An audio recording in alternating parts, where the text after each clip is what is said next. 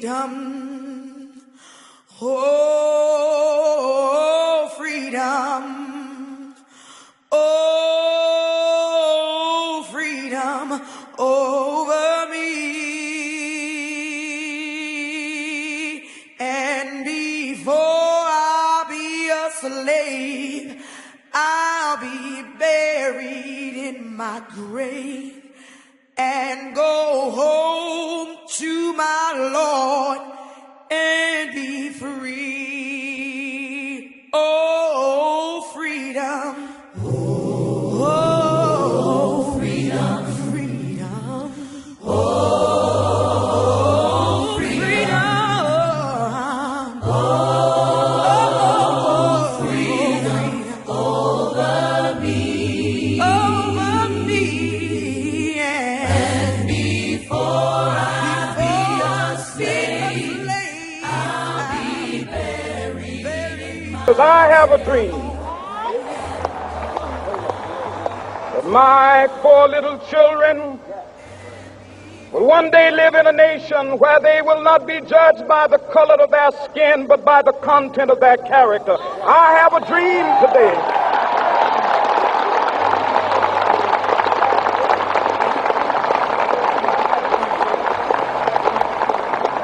I have a dream that one day down in Alabama, with its vicious racists, with its governor having his lips dripping with the words of interposition and nullification, one day right there in Alabama, little black boys and black girls will be able to join hands with little white boys and white girls as sisters and brothers. I have a dream today.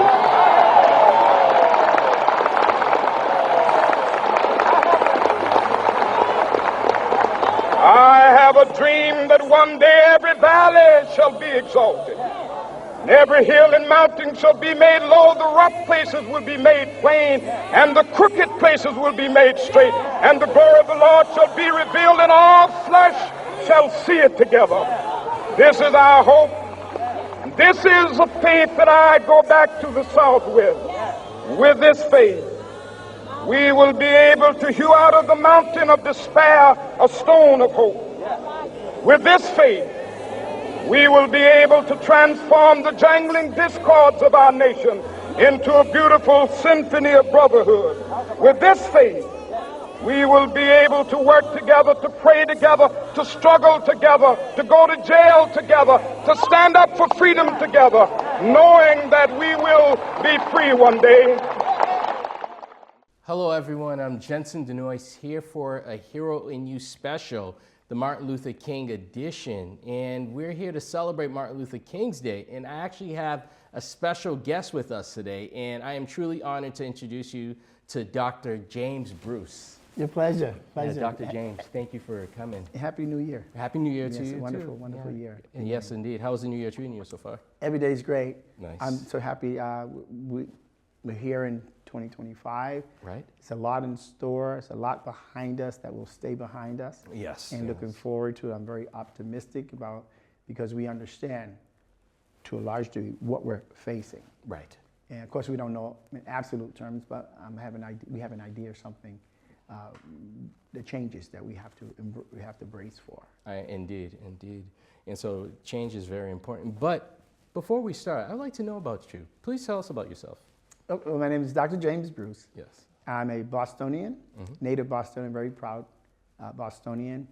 I was born in 1961, so I come up through several decades of administration, political landscape, cultural changes. And you look great. Yes, thank you so much. That's good. And I was born and raised in Roxbury. Okay. I migrated to other parts of the city, and now I'm in another different city, other than Boston. I've traveled around the world to more than 70 countries.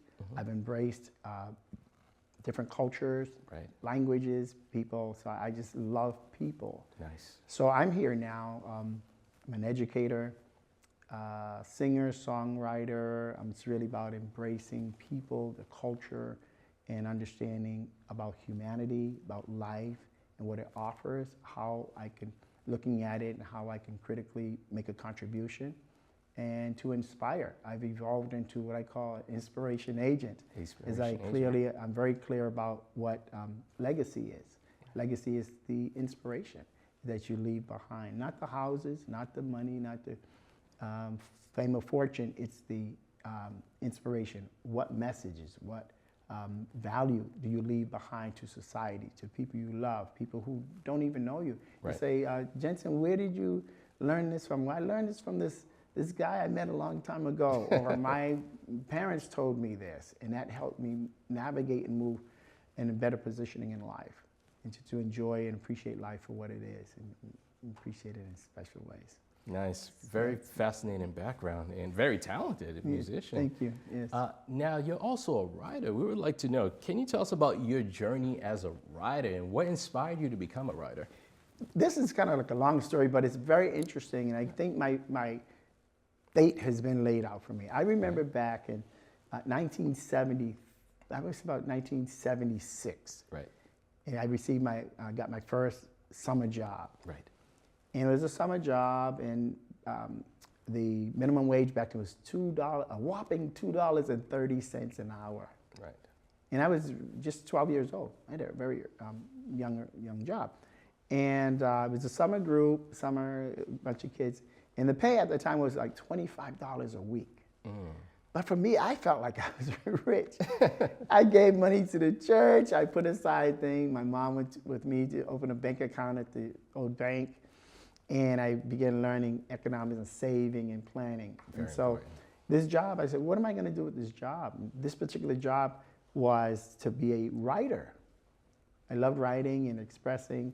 And with it's a local paper newsletter. It's called RAP, Roxbury Action Program. We had a newsletter. Okay. So I was strolling down Dudley Street, and at the corner of Dudley and Harrison Ave, right now as we speak, there's a fire station. Fire station. But at the time, in the early 70s, or mid 70s, sorry, there was the fire station was under construction. So there's a big fence around the area that was being dug up. So I looked down, it was a photo album, small photo album, all these pictures of the digging and the bricks going up. I said, wow, it was on the ground. Okay. And lo and behold, I looked at it and I wrote a story about the coming fire station. No kidding. And so that story was published back then. And I got a lot of comments about it, and I really think that's one. And the writing part, right. I love speaking, but I think when I write, people write, it's an opportunity that one, they can hold themselves more accountable. True. They can be more transparent, and they have an opportunity to reflect on or think about what they wrote. Right. And reflect on it. So, let me change that word. That's not really what I want to say. Versus just keep on talking. Right. And so I enjoy writing, and I said to be able to express what I want to say and explain a lot of different things in writing. So I began writing many years. And when I found that I can use different words to express different emotions and feelings and messages, and I really took advantage of that, and being able to reflect on it, and also to be able to witness my personal development, my right. professional development in terms of word usage and reading and writing. So I love writing. So now it's 58 books in. 58 books. That's under my credit, but I've also did some ghostwriting for people. Right. And I've assisted other people to write their stories. And in writing the books, I'm very concerned about people not writing and sharing their story. In fact, one of the books is called, it's a book writing guide, okay. where I tell people and show people how to write a book. And using a certain methodology that I created, most people who are interested in writing a book, you can do it within 60 days or less. 60 days. And so in the introduction, I commend, I congratulate, and I applaud all the people who have taken that step to write about their life. Because everyone has a story. Even the little kids and say, Jensen, he hit me, he called me a name. And so tell me about the story. And so everyone has a story and expressing themselves. So this has become the legacy, the stories left behind. So I commend the people who have taken this story, the leap, and are written about their life. And that's their version, and it's to be respected because that's their version. But the same, and conversely, I condemn and damn and shame all the many people who have lived these fruitful and these lives that managed to navigate through these troubles and trials and tribulations and figured stuff out. Right. And they've taken all those, I found out, I figured out, to the grave with them. Because they, in my opinion, they're responsible for the people who are left by, who suffer, who die, who struggle, because they were so selfish. They took their stories, figuring out how to come off the drugs, how to buy a house, how to build a family, how to survive through incarceration, how to survive through the military, or to working a job. How do you survive when you have different culture changes and when you're struggling? How do you survive? Right. And they take those healthy and fruitful stories away so that people are left behind trying to figure it out. So I encourage people to write and share the story. Well, I appreciate you encouraging people to write and to share their story. And that leaves a legacy for them. Now, Absolutely. Speaking of legacy, this weekend is Dr. Martin Luther King's Day weekend. And so we would like to know, what does Dr. King's legacy mean to you personally, Dr. Bruce? Wow. Amazing. I would say amazing. He, in my opinion, Dr. Martin Luther King Jr., he was one of those, not only was he a preacher, right. A man of the cloth, a man of God, he was one of the special chosen ones. We're all special. Right. We're all chosen if we activate on that being chosen and are supported in our path and our journey. But he certainly was a prophet. He was a servant. He was a doer. He was a thinker. And he was a communicator. And he was firm. He was serious. He was really, really serious. And he was willing to make that sacrifice. And we should be humble about that sacrifice. And I was listening to his speech this last night, and he got to a point, he says, I'm not afraid. He said, I'm not worried, because I've been to the mountaintop. He said, I've seen the promised land. And so he's really blessed to have had that vision and to see that and be willing to fight and die for that. And that truly was a true leader. We're all leaders in our own way. But the question is, are we willing to die for what we believe in? And he was willing to do that. So certainly he left a good thing. And a lot of people get it a little confused. Get it twisted. Right. Some people think that, oh, Martin Luther King Jr., he was just for the black people. Oh, no. He was for everybody. He included the black people because they, at the time, were receiving the most suffrage. But he was talking about everybody. Everybody he was talking about world peace, world leaders coming together, just about humanity, equality, and justice. And in fact, he was as I'm thinking about, he was like the social prosecutor. And I say that in the sense that he was trying to hold America accountable to the words that they wrote upon which the country was built. Right. All men are created equal. He's like, show me. To be a fair and great union. Show me. So he says that we are, the Bible says we're not just speakers, but we're doers of the word. And so he was a really, really good example. So I have a lot. That's really great. He was indeed a great example, and from his speeches to his writing. Speaking of writing, you're going to deliver a poem to us, right? That's correct. That you've written. And so poetry is really important, but I would like to know, how can poetry inspire social change as Dr. King's speeches and writing? Well, poetry is really a story. It's often used a lot of metaphors. Right. And I think one is very interesting in the American English language. We use most of our language, because I'm a teacher and I teach English as a second language. Okay. Most of our spoken language and communication is made up of idioms. Idioms. And idioms are those things that we like, oh, he was born with a silver spoon in his mouth. Let me see in that mouth, Or something like he ran out like a bat out of hell, different things. And I think with the idioms, it offers an opportunity for people to relax. Relax, at the same time, use some critical thinking. What is he really talking about? What does she mean?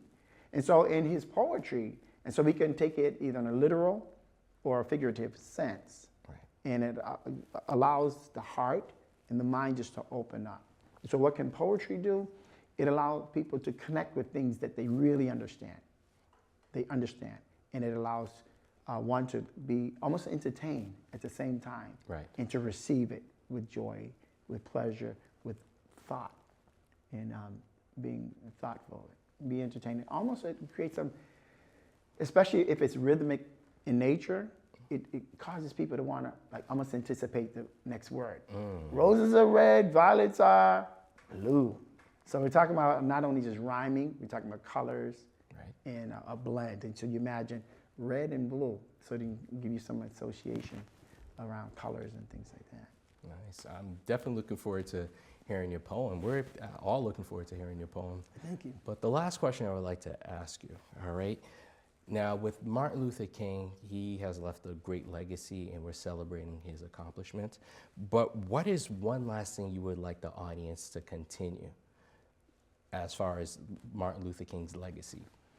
I think his legacy overall, as I mentioned earlier, it was not just for black people. Right. It was for everybody. And his, I guess the core anchor to his whole message was justice. Justice. Justice.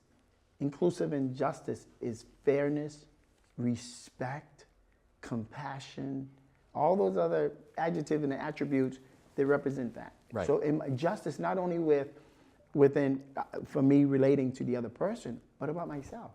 The justice, am I right? Am I fair? Right. Do I have integrity? Is there some decency, some dignity within that?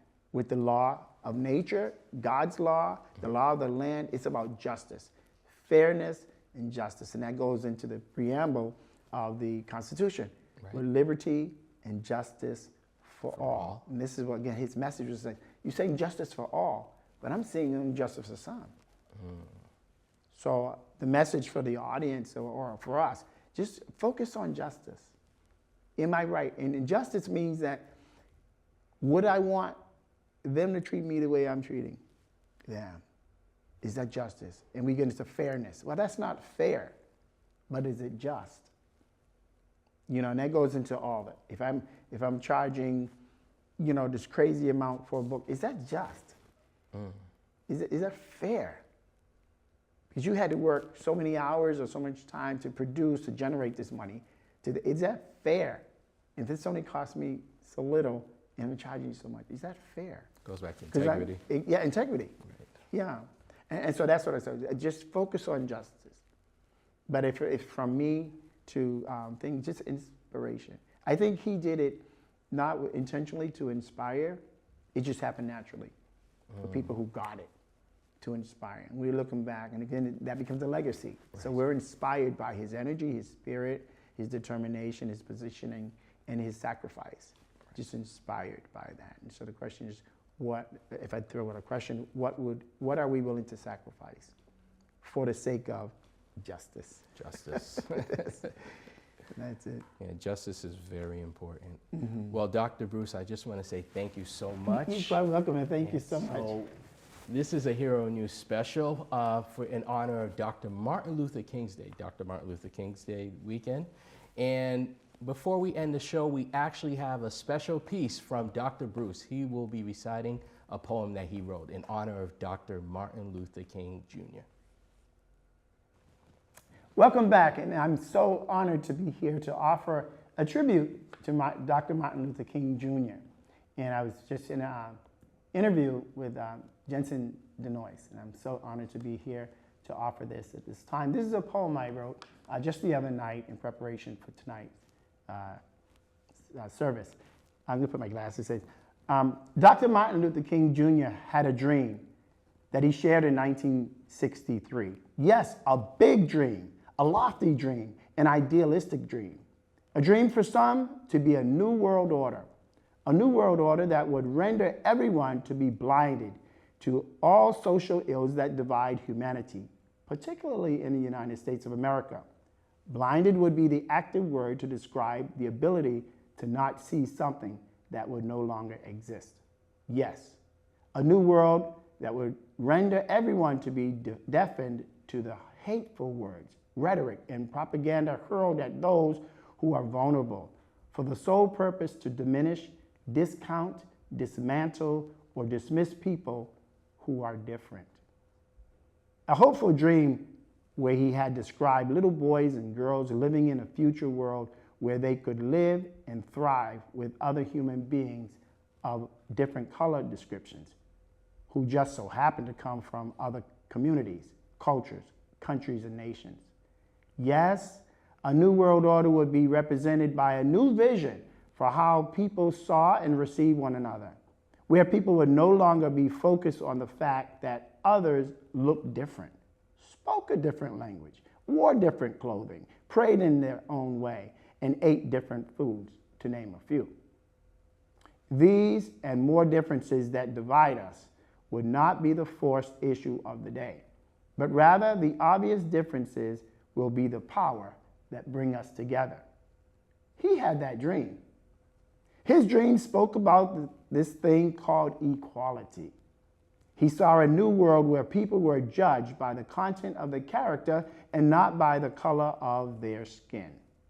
He saw this world of equality where everyone recognized the other as a human being.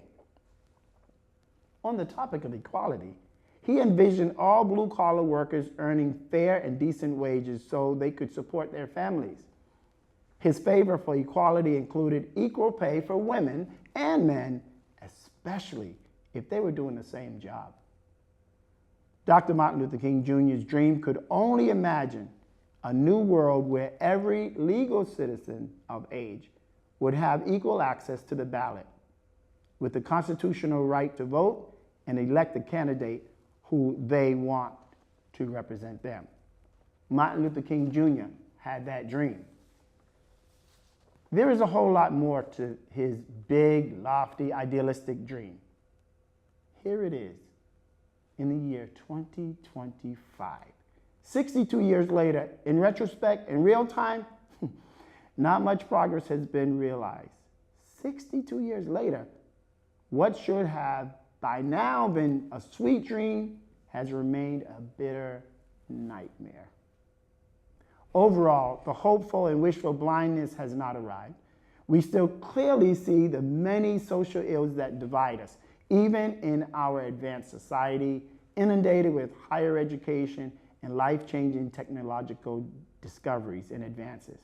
We, as a community and a larger society, still have pathetically and alarmingly high populations of homeless people, many veterans sleeping on the streets of all major cities, as well as in many smaller communities. The horror nightmare of our society, particularly in America, still curses equal and fair voting and housing rights that are supposedly provided and protected by the Constitution. Dr. Martin Luther King Jr. had a sweet dream, but we are living the horror nightmare. Sadly, with so many opportunities to do better, be better, have better, and see better, we don't. Our ears are open. We are loudly hearing the noise. We still hear the lies, divisive comments, and remarks designed to demean and destroy those people. He had a dream that every man will be free, fully free.